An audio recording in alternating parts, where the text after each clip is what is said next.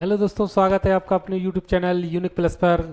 दोस्तों, उम्मीद करता हूँ कि आप सब लोग बेहतर होंगे, स्वस्थ होंगे, मस्त होंगे। मैं भी ठीक हूँ। दोस्तों, आज हम आपके सामने RO और ARO री एग्ज़ाम को लेकर अनेक शब्दों के लिए एक शब्द प्रैक्टिस सेट 3 लाए हैं। इससे पहले मित्रों, मैंने आपको प्रैक्टिस सेट 1 और 2 में काफ़ी मोस्ट इम्पोर्टेंट क्वेश्चन कराए थे। ये प्रैक्टिस सेट भी आपकी आगामी परीक्षा के लिए काफ़ी लाभदायक सिद्ध होने वाला है। इसलिए आप लगातार हमारे चैनल से जुड़े रहें, चैनल को लाइक करें, कमेंट्स करें, सब्सक्राइब करें। इसी तरह से मैं आपके सामने topic wise topic practice set लाता रहूँगा। मित्रों, आप जानते हैं कि परीक्षा की घड़ी काफ़ी नज़दीक है। इसलिए आप अपनी मेहनत को लगातार बनाए रखें और ख़ुद को सफल बनाएं और हमसे जुड़े रहें, क्योंकि हम जितनी भी आगामी जित आपकी परीक्षाएं होंगी उनके लिए ये प्रैक्टिस सेट काफ़ी लाभदायक हैं। और हम जो आए हुए क्वेश्चन हैं उन्हीं को आप सॉल्व करते हैं, कराते हैं ज़्यादातर। इसलिए आप लगातार हमसे जुड़े रहें और प्रैक्टिस सेट का आनंद लें। आज प्रैक्टिस सेट 3 के पहले क्वेश्चन पर बात करते हैं।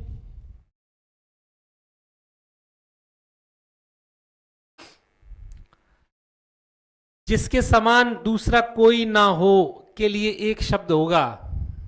क्वेश्चन को मित्रों 2 बार जरूर पढ़ें कि जिसके समान दूसरा कोई ना हो के लिए एक शब्द है। अनन्य, अतुलनीय, असामान्य, असीम। ठीक है, तो उसको जिसके समान दूसरा कोई ना हो उसको हम क्या कहते हैं? अनन्य कहते हैं। अनन्य अर्थात अथवा अनुपम, इसको हम अनुपम भी कह सकते हैं। अनुपम या अनन्य। अतुलनीय, जिसकी तुलना ना की जा सके। ठीक है। और असामान्य आप जानते हैं, जो सामान ना हो। और असीम जो होता है वो सीमा से जो परे होता है, सीमा से जो परे होता है वो असीम कहलाता है। और क्वेश्चन नंबर 1 का ऑप्शन नंबर 1 हमारा आंसर होता है। ठीक है, अनन्य बोल रहे हैं या अनुपम। अनुपम भी कह सकते हैं इसे, जिसके समान कोई दूसरा ना हो।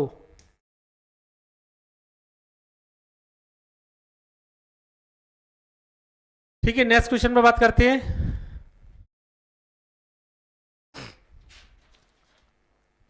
जिसका कोई अर्थ ना हो वाक्य के लिए उपयुक्त शब्द है।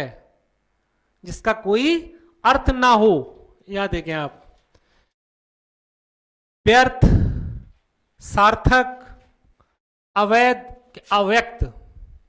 जिसका कोई अर्थ ना हो अर्थात वो अर्थहीन या व्यर्थ कहलाता है। क्या कहलाता है? अर्थहीन या व्यर्थ कहलाता है। और जिसका अर्थ हो, जिसका अर्थ हो उसको हम सार्थक कहते हैं। ठीक है। अवैध आप जानते हो, जो वैलिड ना हो, विधि के विरुद्ध अवैध जो हो, कानून के विरुद्ध जो वैध ना हो उसको अवैध कहते हैं। अव्यक्त कहते हैं जिसको व्यक्त ना किया जा सके, वो अव्यक्त कहलाता है। तो जिसका कोई अर्थ ना हो तो व्यर्थ। ठीक है, या अर्थहीन, इसको हम अर्थहीन भी कह सकते हैं।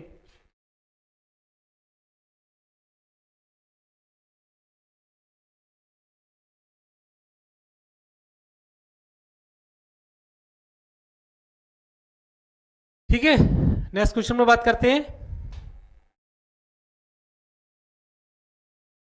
जो किए गए उपकारों को नहीं मानता के लिए उपयुक्त शब्द है। यहां देखें आप, नहीं लगा है तो इस पर ध्यान दीजिएगा। ठीक है, क्वेश्चन पढ़ने में कभी कभी मिस्टेक हो जाती है, तो नहीं हम देख नहीं पाते हैं तो हमारा क्वेश्चन गलत रहने के चांस रहते हैं। इसलिए जो किए गए उपकारों को नहीं मानता हो, उपकार किए गए हैं उसको मानता नहीं है, के लिए उपयुक्त शब्द कौन सा होगा इसमें? अगर बात करते हैं दोस्तों, कृतज्ञ, परोपकारी, कृतज्ञ, उपकृत। जो किए गए उपकारों को नहीं मानता उसको हम कृतज्ञ कहते हैं। क्या कहते हैं? कृतज्ञ, यानी एहसान फरोश जो। और कृतज्ञ जो होता है वो किए गए उपकारों को मानता है, उसको हम कृतज्ञ कहते हैं। ठीक है। और परोपकारी, दूसरों का उपकार के लिए ये परोपकारी शब्द आता है। ठीक है, तो ऑप्शन नंबर 3 हमारा आंसर होता है। नेक्स्ट क्वेश्चन पे बात करते हैं। अच्छे कुल में जन्म लेने वाला, अच्छे कुल में जन्म लेने वाला के लिए दिए गए शब्दों में कौन सा शब्द सही है? अच्छे कुल में जन्म लेने वाला, राजपुत्र, कुलीन, द्विज के पूजनीय। ठीक है, तो दोस्तों अगर बात की जाए अच्छे कुल में, तो कुलीन कहलाता है। वो क्या कहलाता है? कुलीन। ठीक है, अच्छे कुल में जन्म लेने वाला, ऑप्शन नंबर 2 हमारा आंसर होता है। राजपुत्र इसमें होगा नहीं, द्विज होगा नहीं, और पूजनीय होगा। ठीक, नेक्स्ट क्वेश्चन पर बात करते हैं। जो मृत्यु को जीत ले के लिए दिए गए विकल्पों में से विकल्प सही है? जो मृत्यु को जीत ले, उसको हम क्या कहते हैं? मरणासन, विजयी, मृत्युंजय, अमर। जो मृत्यु को जीत ले, उसको दोस्तों मरणासन तो हम कहेंगे नहीं। यहां पर आप क्वेश्चन को एलिमिनेट करें, आप देखें ये मरणासन आएगा नहीं। विजयी, जो मृत्यु को जीत ले, तो वो विजयी कैसे कहलाएगा? ठीक है ना, अमर कहलाएगा। वो क्या कहलाएगा? हमारा मृत्युंजय। मृत्युंजय, ऑप्शन नंबर 3 हमारा आंसर होता है। ठीक है, जिसकी मृत्यु ना हो, जिसकी मृत्यु ना हो वो अमर कहलाता है।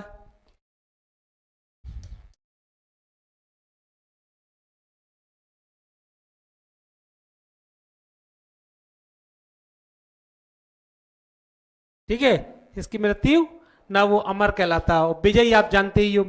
ठीक है, और अगर मरणासन की बात करें, जो मृत्यु के समीप हो, मरणासन कहते हैं। मरणासन, आसन, यानी जो मृत्यु को के समीप हो, जो मृत्यु के समीप हो, उसको मरणासन कहते हैं। ठीक है, तो जो मृत्यु को जीत ले उसके लिए हम मृत्युंजय कहते हैं। ठीक, और नेक्स्ट क्वेश्चन पर बात करते हैं। जिसकी ग्रीवा सुंदर हो, ग्रीवा, ग्रीवा यानी गर्दन, ग्रीवा क्या? गर्दन। जिसकी ग्रीवा सुंदर हो के लिए उपयुक्त शब्द होगा। अगर यहाँ बात की जाए दोस्तों, तो सुलोचन ये नहीं होगा। ठीक है, सुग्रीव, सुनियन, सुसुप्सा। सुग्रीव, जिसकी ग्रीवा सुंदर हो उसको हम सुग्रीव कहते हैं। क्या कहते हैं? सुग्रीव। और जिसके लोचन सुंदर हो उसको सुलोचन कहते हैं। जिसके लोचन सुंदर हो, आंखों की बात हो रही है यहां, जिसके लोचन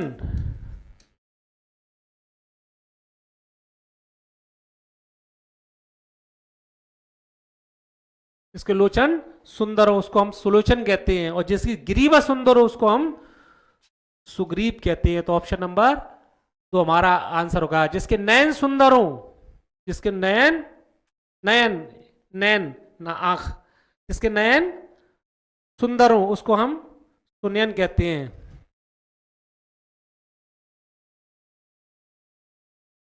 नयन सुंदर हो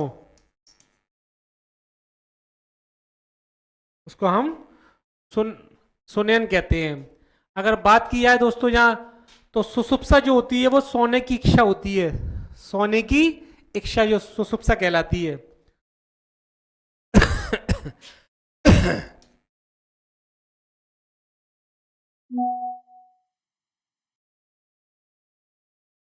ठीक है, तो यहाँ ऑप्शन नंबर 2 हमारा आंसर होता है। नेक्स्ट क्वेश्चन में बात करते हैं। सब सांची शब्द के लिए एक वाक्य है। सब सांची की अगर बात की जाए दोस्तों, तो सदा सत्य बोलने वाला, बाएं हाथ से कार्य करने वाला, जिसने बहुत कुछ सुना हो, अपनी इच्छा के अनुसार आचरण करने वाला। तो हम सब सांची किसको कहते हैं? यहाँ हम बात की जाए दोस्तों, तो सब सांची के लिए अगर बात करते हैं, तो ये बाएं हाथ से कार्य करने वाला हमारा सब सांची कहलाता है। ठीक है, और सदा सत्य बोलने वाला सत्यवादी कहलाता है।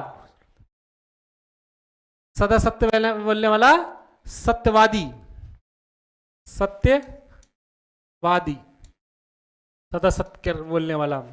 अगर यहाँ बात की जाए दोस्तों, जिसने बहुत कुछ सुना हो तो बहुश्रुता, बहुश्रुता, उसको हम बहुश्रुता कहते हैं, जिसने बहुत कुछ, बहुत सुना हो। और अपनी इच्छा के अनुसार आचरण करने वाला, अगर बात की जाए अपनी इच्छा के अनुसार आचरण करने वाला, तो उसको हम स्वेच्छाचारी कहते हैं, स्वेच्छाचारी, स्वेच्छाचारी। ठीक है, तो बाएं सब्यसाची शब्द के लिए बाएं हाथ से कार्य करने वाला, तो ऑप्शन नंबर 2 हमारा आंसर होता है। ठीक है, नेक्स्ट क्वेश्चन पे बात करते हैं। ऐसी कन्या जिसके विवाह का वचन दिया गया हो, उसके लिए एक शब्द है। ऐसी कन्या जिसके विवाह का वचन दिया गया हो, नबोड़ा,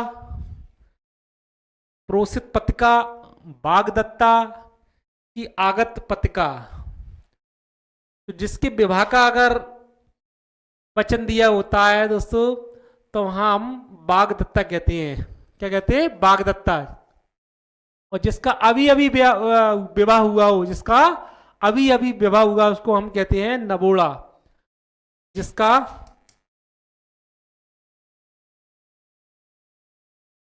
अभी अभी जन्म हुआ हो, वो विवाह हुआ हो, सॉरी, विवाह हुआ हो, नबोड़ा कहलाती है। ठीक है, अगर बात की जाए दोस्तों, जो जिस स्त्री का पति विदेश गया हो, उसको हम प्रोसित पतिका कहते हैं। जिस स्त्री का पति, जिस स्त्री का पति विदेश गया हो,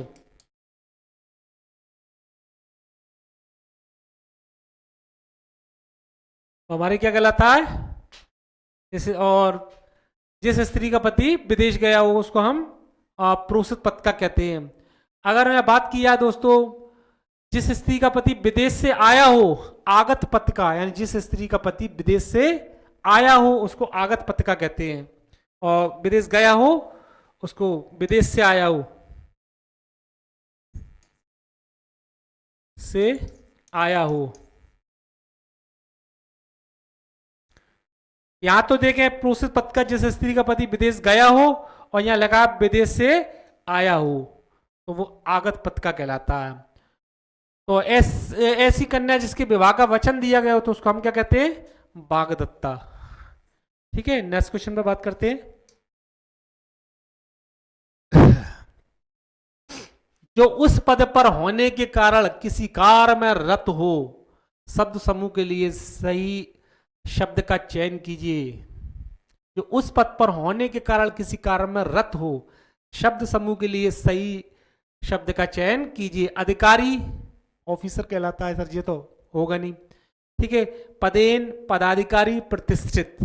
अगर यहां हम बात की जाए दोस्तों, तो पद पर होने के कारण किसी कार्य में रत हो, तो उसको हम पदेन कहते हैं। क्या कहते हैं? पदेन कहते हैं। ठीक है, ऑप्शन नंबर 2 हमारा आंसर होता है यहाँ। नेक्स्ट क्वेश्चन पे बात करते हैं।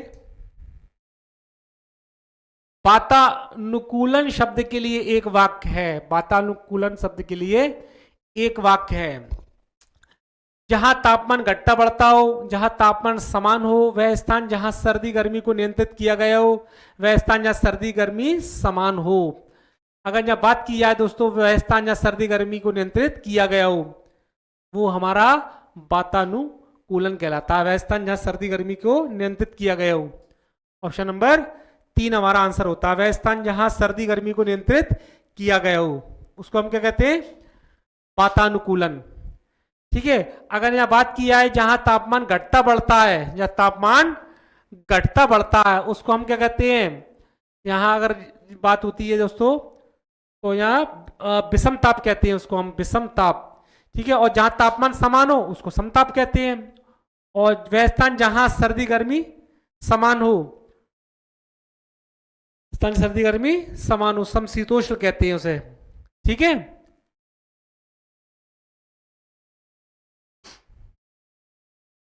तो तापमान घटता बढ़ता हो उसको हम विषम ताप कहते हैं, विषम ताप।